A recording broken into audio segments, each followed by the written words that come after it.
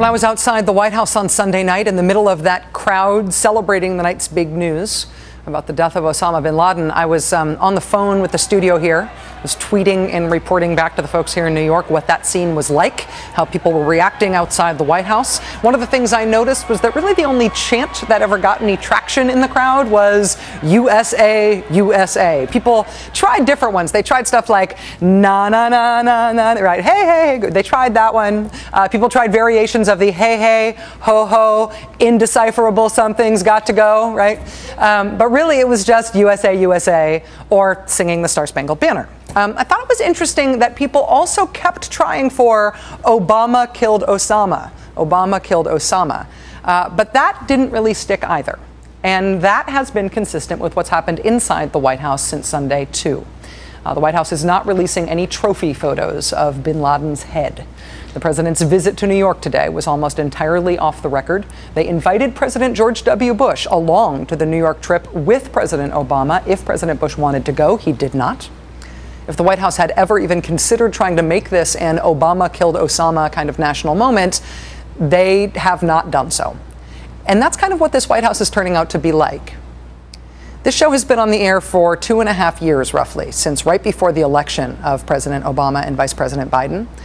And a couple of different times since President Obama was sworn in, we have felt on this show like this administration had hit a milestone achievement, a political milestone that made it worth looking back and considering what they said they would do, that they had actually done.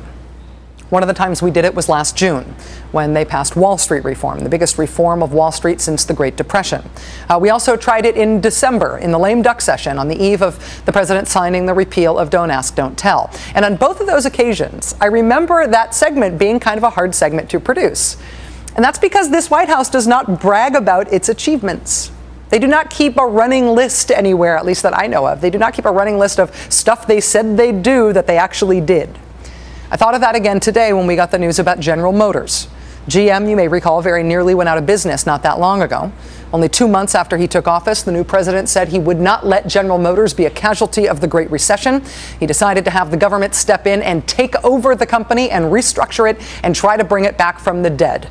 Mr. Obama staked his presidency in part on that. NBC News' analysis at the time was, as the GM bailout goes, so goes the Obama presidency.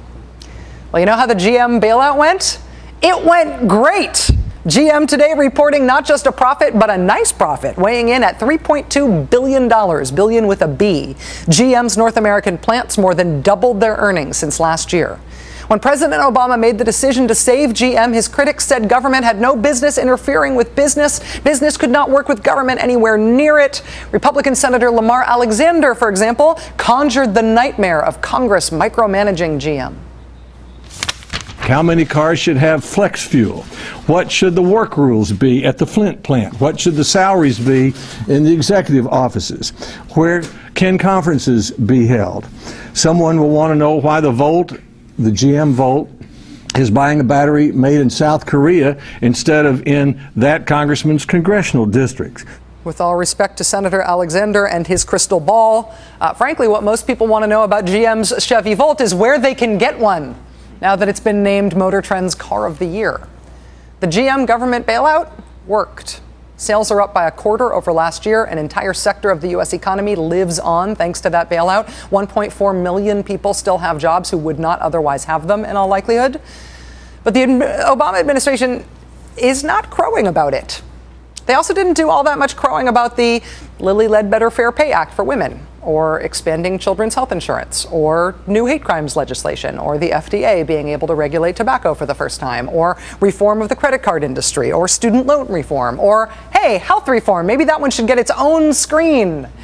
The aforementioned Wall Street reform, a new and better GI Bill, the biggest food safety bill since the Great Depression, the repeal of Don't Ask, Don't Tell, a treaty with Russia to reduce our nuclear arsenal by 1/3, an international agreement to lock down loose nuclear material around the world and keep it out of the hands of terrorists. Not to mention an economic growth rate that looked like this when President Obama took over, and that looks like this now. That's better.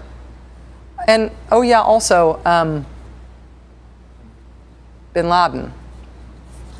Osama bin Laden is dead, and we've got his thumb drives.